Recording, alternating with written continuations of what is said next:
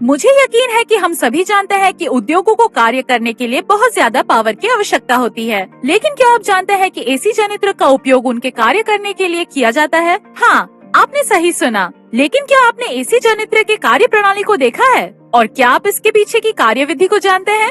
तो आइए इस वीडियो के माध्यम से इसके बारे में विस्तार से जानें। पंखे, लाइट आदि जैसे उपकरणों को चलाने के लिए विद्युत की आवश्यकता होती है, लेकिन यह विद्युत कैसे पैदा होती है? यह एक विद्युत जनित्र द्वारा उत्पन्न होती है।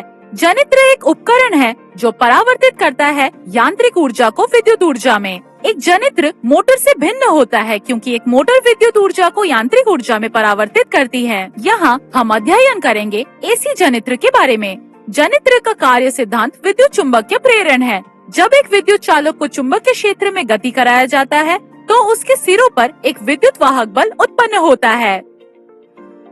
यह एक व्यवस्थित चित्र है। एसी जनित्र का क्षेत्र चुंबकीय क्षेत्र उत्पन्न करती है। चालकदार लूप ABCD को चुंबकीय क्षेत्र में रखा गया है। भुजा CD हमेशा सर्पी वलय S1 के संपर्क में रहती है और भुजा AB हमेशा सर्पी वलय S2 के संपर्क में रहती है। ब्रुश B1 को संपर्क में रखा गया है S1 के और ब्रुश B2 को संपर्क में रखा गया है S2 के। इस व्यवस्था से एक शॉफ्ट जुड़ी हुई है। ब्रुश से बाह्य परिपथ जुड़ा हुआ है। प्रारंभ में कुंडली एक ऊर्ध्वाधर स्थिति में है जो 0 डिग्री है, इसलिए फ्लक्स में कोई परिवर्तन नहीं है और इसलिए कुंडली में कोई धारा प्रवाहित नहीं होती है। यांत्रिक बल से शॉफ्ट घूमना शुरू कर देती है दक्षिणावर्त दिशा में, तो आर्मेचर कुंडली भी घूमने लगती है, इसलिए फ्लक्स कट जाता है और कुंडली में धारा प्रेरित होती है। फ्लेमिंग के दक्षिण हस्त नियम से हम धारा की दिशा ज्ञात कर सकते हैं। भुजा CD में अंगूठा गति की दिशा के साथ संपाती होता है, अर्थात ऊपर की ओर। पहली उंगली चुंबकीय क्षेत्र की दिशा को दर्शाती है, तो दूसरी उंगली हमें धारा की दिशा को दर्शाती है, जो कि C से D की ओर है। इसके बाद हम बढ़ते हैं भुजा AB की ओर, लेकिन हम देख सकते हैं कि अंगूठे द्वारा दिखाई गई दिशा संपाती नहीं होती गति की दिशा के, इसलिए हम अपना हाथ घुमाते हैं और दिशाएं संपाती होती हैं। अब अंगूठा गति की दिशा देता है, पहली उंगली दर्शाती है चुंबकीय क्षेत्र की दिशा को, इसलिए दूसरी उंगली हमें धारा की दिशा देती है A से B तक।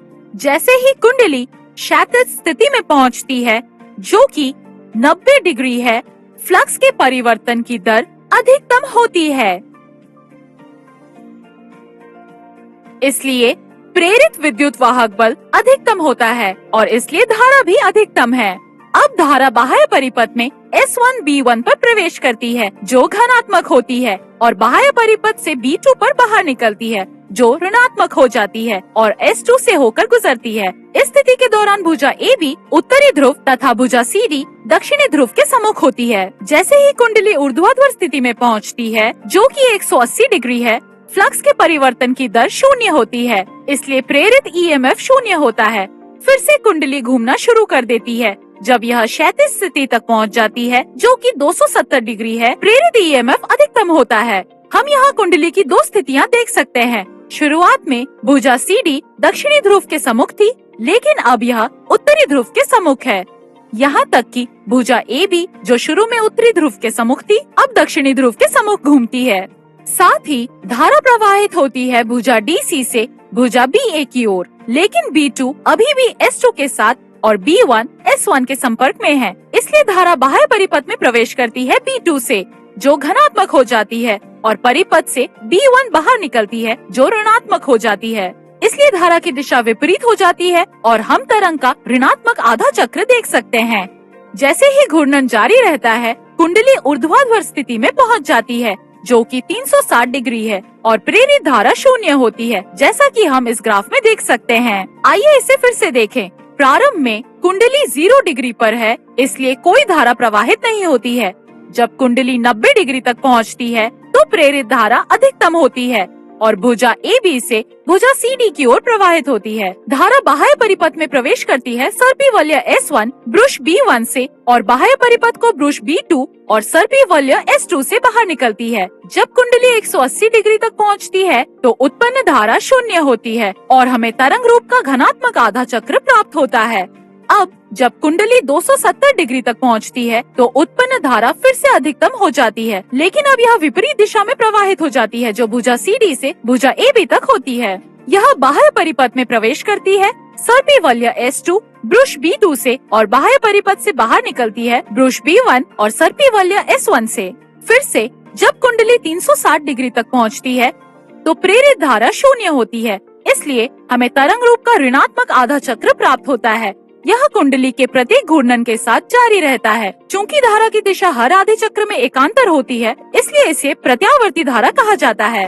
आइए देखते हैं हमने अब तक क्या सीखा। हमने एसी जनित्र के बारे में सीखा। एक जनित्र वह उपकरण है जो यांत्रिक ऊर्जा को विद्युत ऊर्जा में परिवर्तित करता है। विद्युत चुंबकीय प्रेरण वह सिद्धांत है जिस पर एसी जनित्र काम करता है। एक एसी जनित्र में हर आधे चक्र के बाद विद्युत धारा की दिशा बदल जाती है, इसलिए इसे पर्यावर्ती धारा के रूप में जाना जाता है। कल्पना कीजिए कि आपका सबसे